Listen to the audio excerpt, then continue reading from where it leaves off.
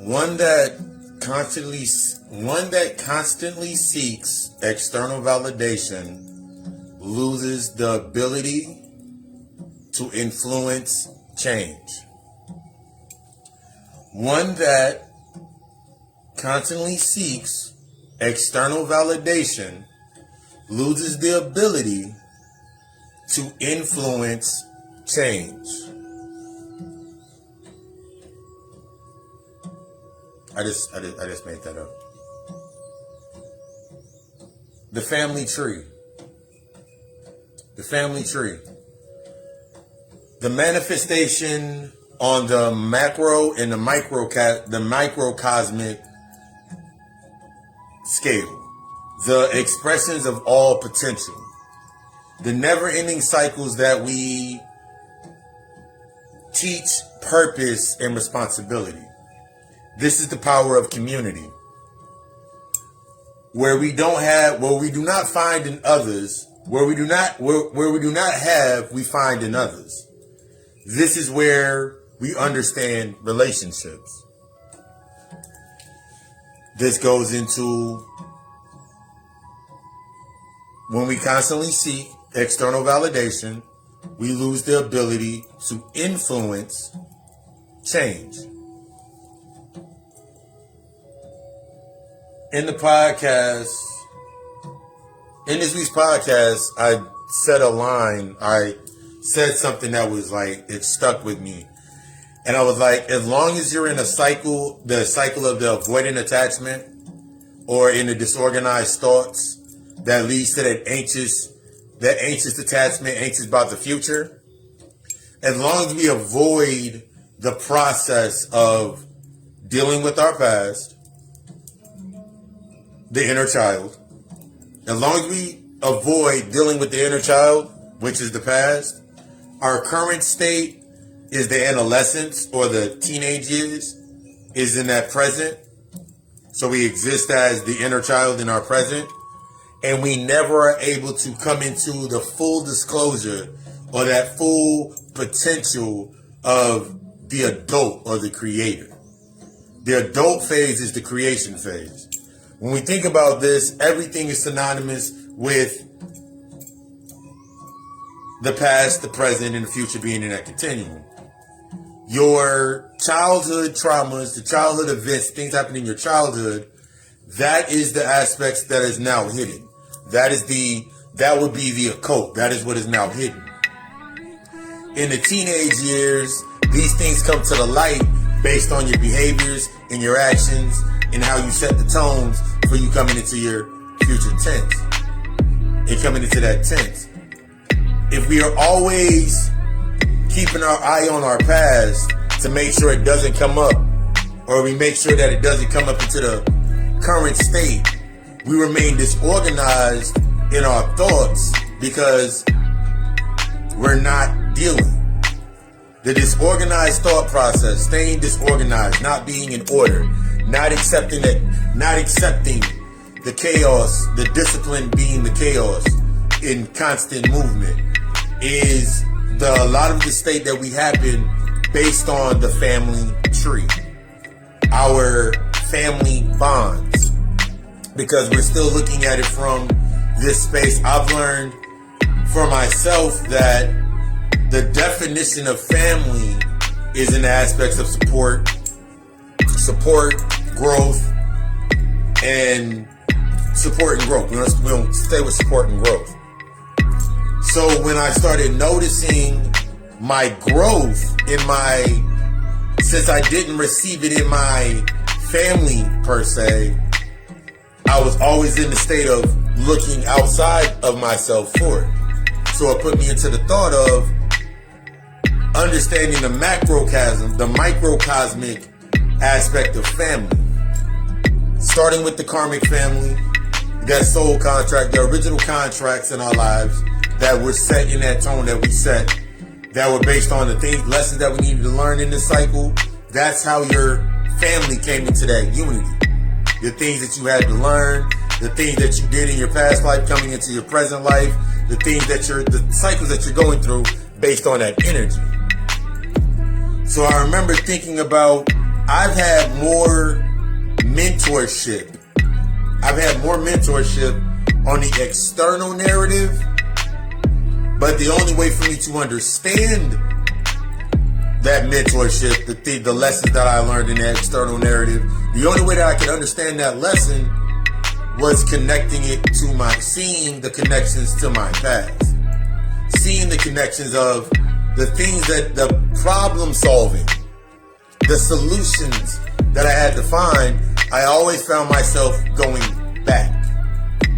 Every solution in your current state, in your state of the now, is going to require you to go back. It's going to require you to look back at that table of contents. Because until we do this, we stay in that constant state of avoidance.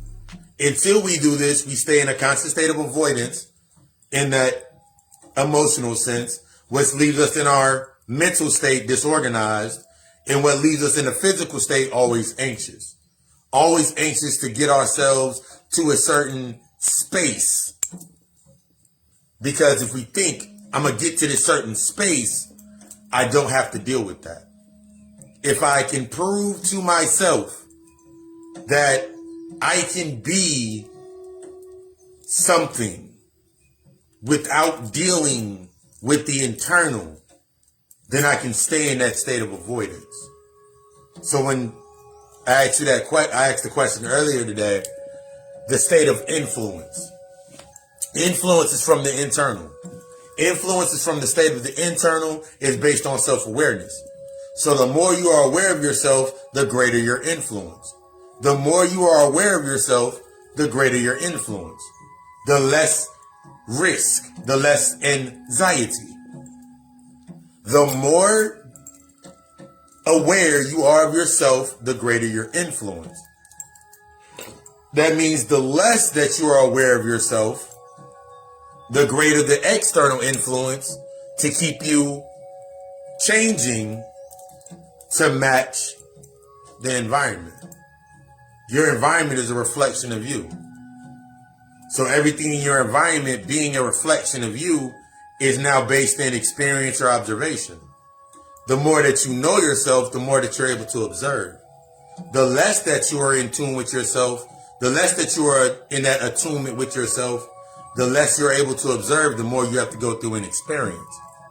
This goes through the aspects of healing the inner child.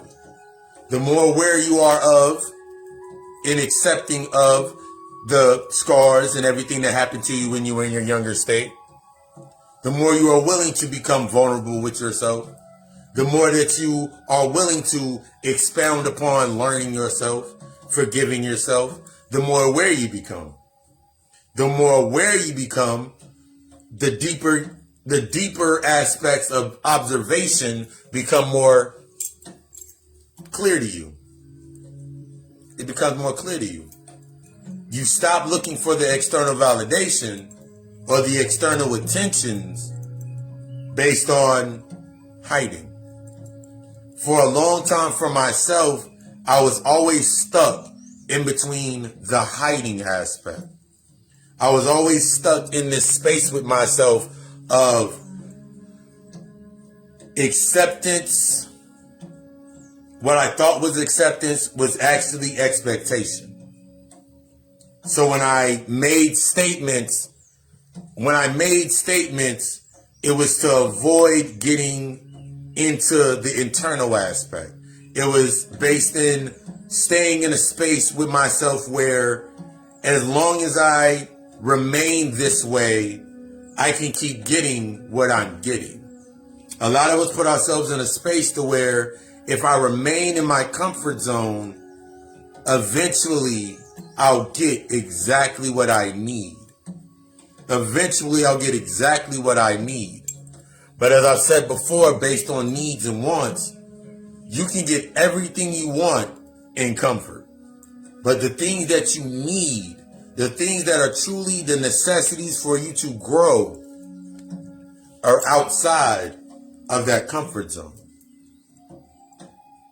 Your influence, your ability to become more self-aware, your ability to observe, your ability to heal is not inside of your comfort zone. Your ability to grow is not inside your comfort zone. The blame is in the comfort zone. The repression is in your comfort zone. The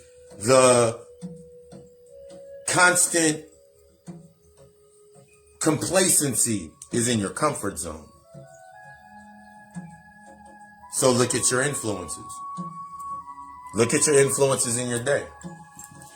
Take 5 minutes to yourself in the beginning of your day. It changes your entire spectrum. Taking 5 minutes to yourself in the beginning of your day and advancing those 5 minutes from 5 to 10 to 15 to 20 to 20 to 25, 25 to 30, all the way up to 45, and just keep going, can change your day. Changing by becoming more aware. Changing by becoming more aware. And you will realize that your support, this is why when people say, do not expect the support based on family. Do not expect support for your growth based on family. Because that's not their purpose. That's not always their purpose. That's not their assignment. I had to learn for myself just in the first jump that I made. The first jump that I made into actually healing. I noticed the more that I healed, the more that I separated away from my karmic family. The karmic aspect of my family. The more that I was dealing with that soul contract. Dealing with that soul contract, dealing with those aspects. And then I started noticing that the titles that they were given, the title of my mother, the title of mother, the title of father, the title of brother, the title of sister, the title of uncle, the title of cousin, the title of we are the ancestors. I started noticing that it wasn't necessarily they were supposed to be what they were under that title. They were showing me aspects into myself that I needed to learn. A lot of us, when we're going through our healing process and we're thinking about our mothers, my mother was never a mother, my father was never a father, my father wasn't there. And then we carry this idea into our minds and avoiding this image, by avoiding the influence of this image, we try to create a new image of using that as our catalyst. So now you want to be the best mother that you ever could be because of the lack there of the mother that you had. But the only way to bring that cycle to an end is to understand that that was what your mother was there to teach you. The same thing with your father in that cycle. The best way to understand is to, when you go back and you look at that, you're going to start realizing that until you tap in and have an understanding that one-on-one with yourself, you're going to realize that a lot of the things that you're doing are based on the avoidance of them. When we think about the 4 attachments, avoidance, disorganized, anxious, and secure, I don't think of them as separate. I don't think of them as separate entities. I think of them as entities that are within that same place. I think of them as the layers of your shadow. Your mother, if she was the avoidant attachment, that means in your current state, you are taking the base of avoidance based on not dealing with the aspects of your mother. So it keeps you in a disorganized state. Because the disorganized state is you ignoring the red flags.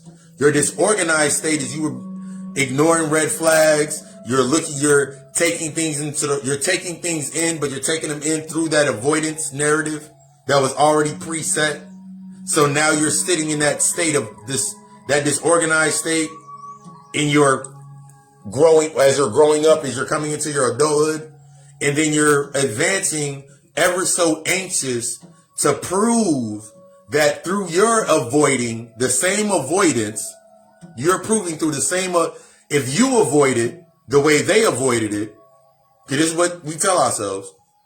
If you avoid it the way they avoided it, you can ignore the disorganization and always remain in that constant state of anxiousness. I want to have this of my own to prove that what they avoided, I dealt with. As long as you stay within that space, you'll never heal. You'll just be competing. Most of ourselves in our spaces, we stay in a constant space of competing. We stay in that competing aspect. We're trying to complete something faster than somebody else. We're trying to stay in that because as long as you're in competition, you're always looking for that completion. That means you're always running. That means you're always running. That means you're always trying to do something. You're always trying to get something done. You never have time to sit with yourself. You never have time to sit with yourself. And then you have this phantom influence in your life. The idea, the thought form that's in your life. I remember sitting in spaces in I was basically dealing with phantom thought forms. I remember if I look back and scale back through my life, if I scale back through the earlier parts of my healing processes, I realized that a lot of the things that I was doing was only in reflection to my past. It was only in reflection to my past. It was only in contrast to my past. Until I understood that I couldn't break that cycle. Until I understood that I couldn't break that cycle, I would always look for the external validation and lose my ability to influence change, to influence healing, to influence growth.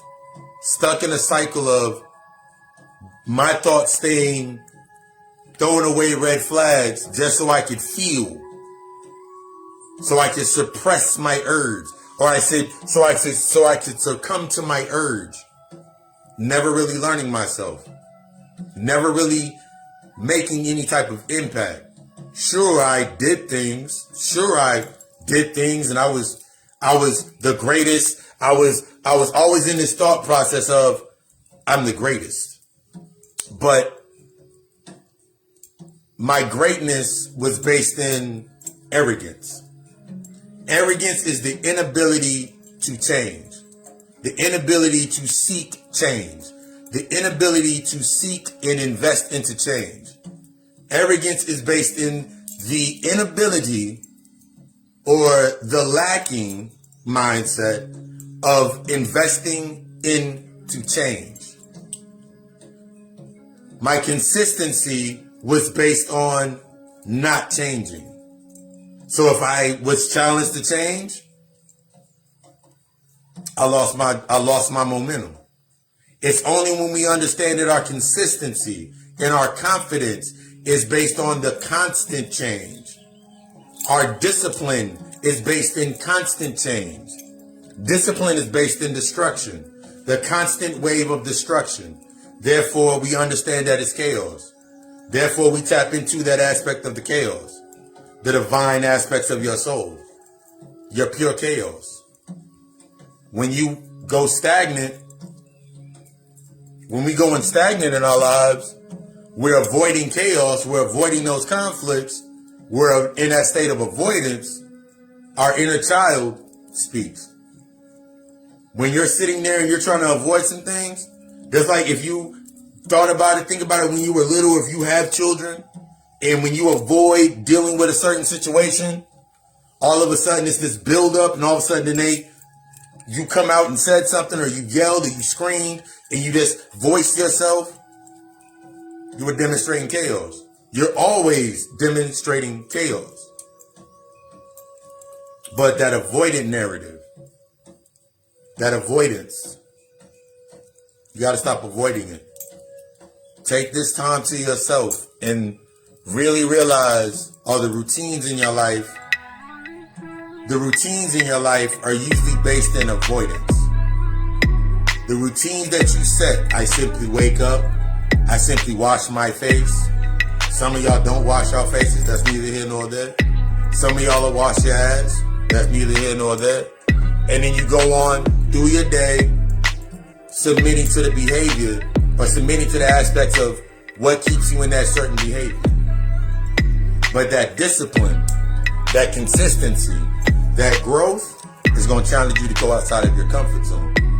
When you start understanding that your consistency and your growth are outside of your comfort zone, and now when you don't have to seek external validation, it naturally comes to you because you're in that secure space. As you secure and define your internal aspects of yourself, you'll notice that when you are in a secure space, just like in the reflection of if you're avoiding something, I can guarantee there's people around you that are avoiding something. If you're in a disorganized thought, always running around, scared to come together, I can guarantee your environment reflects that. I can guarantee if you're always anxious to do something or have that powwow or do whatever it is, I can guarantee in your environment there's always a sense of that chaotic motion. It's always been there. But if you're in that secure sense, the most secure sense to yourself, that divine unity within inside yourself, you can embrace the chaos. Because the chaos gives you that lesson.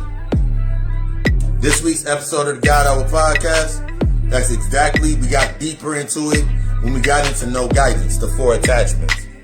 We got into avoiding the inner child, avoidance attachment based onto the inner child, the disorganized thoughts based in the existing in the now, and then we got into anxious future, building that future based in that aspect.